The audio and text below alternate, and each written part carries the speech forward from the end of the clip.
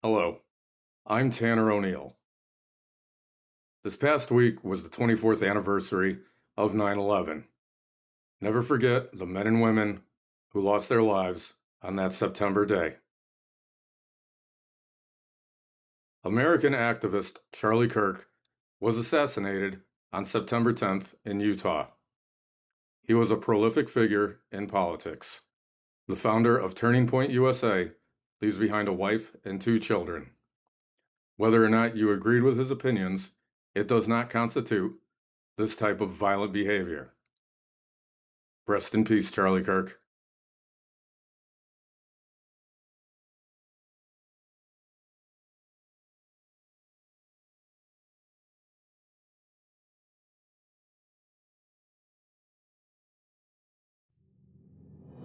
Tonight on ONEIL After Dark, American Hand Egg Week 2, high stakes, higher drama, in politics. Sinking narco cartels is all the rage these days. And I speak with hip-hopper Vanilla Ice. Word to your mother. All that and more coming up next.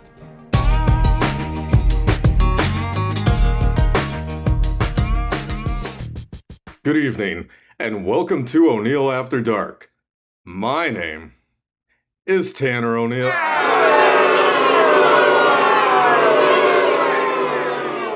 Right on time. The NFL had some highs and lows this weekend. Also, there was less spitting. Shout out Jalen Carter. The Houston Texans took on the Tampa Bay Buccaneers. That tracks really well on Monday Night Football. So let's go to some highlights.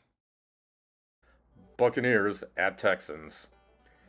Monday Night Football. Quick stats: CJ Stroud, 13 of 24, not good. 207 passing yards, okay. And 1 throwing touchdown to fan favorite Nico Collins. The Texans' running game, consisting of 2 people not named Joe Mixon, combined for 84 yards. Baker Mayfield, 25 of 38, 215 yards and 2 passing touchdowns. Stats matter. Fast forward to the 4th quarter when things got interesting. This punt return by Jalen Noel set Houston up for this scamper and score by Nick Chubb. With 2 minutes left in the game, it turned into the Baker Mayfield show, as Tampa's signal caller would not quit, driving the Bucs down the field for this handoff to Rachaad White. Bucs 20, Texans 19. Sometimes it be like that. Not bad. The Texans will be on the road next week as they face off against the Jacksonville Jaguars. And for those of you not in the know as to where the Jags play, their head coach and real man, Liam Cohen, has got you covered. Coach? Duval. The game can be seen on Sunday. Check local listings for availability. In politics, the U.S. government has conducted strikes on narco-terrorist organizations. And there were some different opinions in Washington. We just, over the last few minutes, literally shot out a boat, a drug-carrying boat, a lot of drugs in that boat. Enormous scandal that is unfolding right in front of us. This civilian, non-military boat, even if they were committing a crime, makes it a lot easier. President Trump designated these groups terrorist organizations. Wild stuff. What does that mean for us here in America? Let's bring in narcotics correspondent Marlo Stanfield. Marlo? Price of the brick going up. That will impact some businesses for sure, but then again, the game is the game. With the influx of different activity in the world these days, I needed some focus. And who better to provide that than the females of falsification? Ladies, what do you got? That more than 1 million Americans, voters, need to just grow up and stop assuming everything. To start getting our information from other places. Basically saying there is no problem with crime in this whole country. this affects people who were bad for the country. By the way, this is an issue because I live in Florida. You can't be around people. Yeah. I'm not putting up with this BS. They give them a shot. Let's see what happens. People are starving.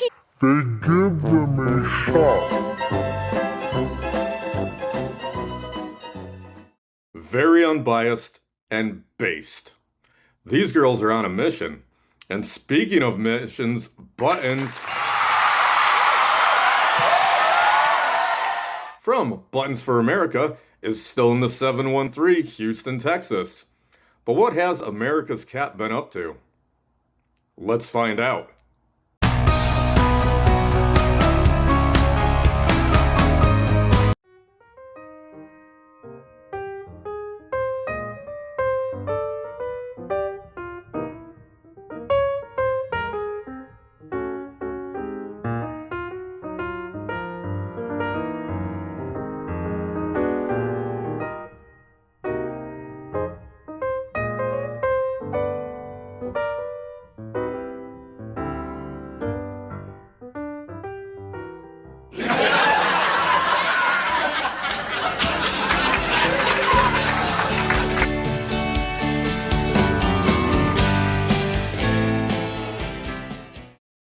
Apparently, Buttons is attending some high-level space training.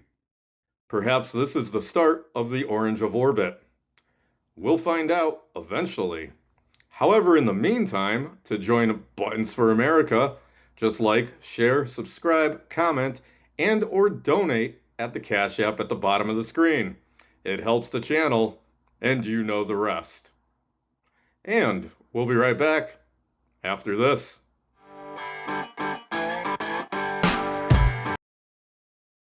This is a Travis Barker production. Soldier Boy, tell. Hey, I got this new dance for y'all called the Soldier Boy. You just gotta punch, then crank back 3 times from left to right. Soldier Boy, I'm in it. Why me crank it? Why me roll? Why me crank that Soldier Boy? That Superman, that now why me crank that Soldier? Now why me crank that Soldier? Now why me crank that Soldier? Now why me crank that Soldier? Now what? Soldier Boy, I'm in it. Not really sure what that was all about. Welcome back. The New Orleans Saints hosted the San Francisco 49ers on Sunday, and it was, by the National Football League standards, a game that was played. Niners at Saints. Quick shout out for the one Niner fan and the one Saints fan that watched this show. This season's heavyweight bout featured Niners quarterback Mac Jones against Saints QB Spencer Rattler, a modern-day Brady vs. Manning. And surprisingly, this game was better than it had any right to be. Mac Jones threw for 279 yards and 3 touchdowns. Running back Christian McCaffrey put up over 100 all-purpose yards and 1 score. The Rat Man Spencer Rattler had an impressive, yes, I'm using that word correctly, impressive day, going 25 for 33, 207 yards, and 3 passing touchdowns. My best friend, Alvin Kamara, racked up over 100 yards but could not find the end zone. And at the end of the game, this happened. The NFL on Fox with the call. 4th and 2, pressure coming, ball is out, loose on the turf, diving for it is Ruiz, but it will not matter. Overall, an entertaining contest of hand-egg. Niners 26, Saints 21. Indeed, a game of hand-egg. The Saints will travel to the Pacific Northwest next week to take on the Seattle Seahawks in a game that's just for laughs. Check local listings for availability, but why bother? In local news, there was an impromptu town hall meeting over the weekend where citizens voiced their concerns about the high crime rate. The event lasted well over 8 hours with no resolve. During that time, several cars were broken into and vandalized. Also, one was used as a soup kitchen.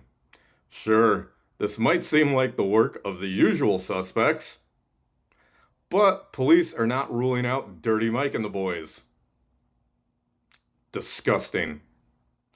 This week, I stopped, collaborated, and listened to Vanilla Ice with this interview edition.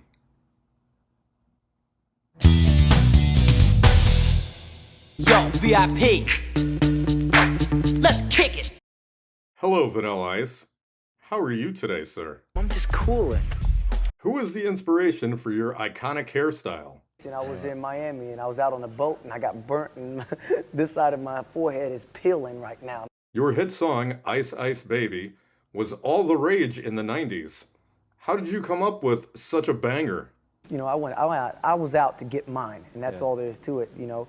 You know, I do a little rapping myself. I realized this. You were in several movies, including the highly acclaimed Cool as Ice. Tell us about that. I didn't do any acting in it. What went through your mind when Suge Knight Lion King'd you over the hotel balcony? That's his style, man. I don't know. I'm not going to say anything bad. He's cool, man. Fantastic. I like it. You know, it's the price you got to pay. It's the business. You got to, you know, you either like it or you don't. How does one go from motocross to rap to rock to home improvements? It never happened. It's also my understanding that if someone has a problem, you'll solve it. Is that true? Yes. Yes. Are there limitations on these problems that you can solve? Yeah, maybe. Do you have any final words for the viewer, sir? Drop that zero and get with the hero. Right. Word to your mother. Well, word to your mother as well. That went as well as I thought it would, if not better than you think. Well, that's going to do it.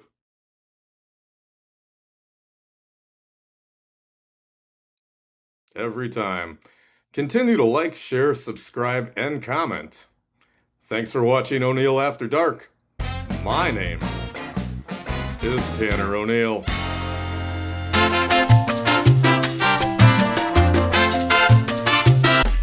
Drop that zero and get with the hero.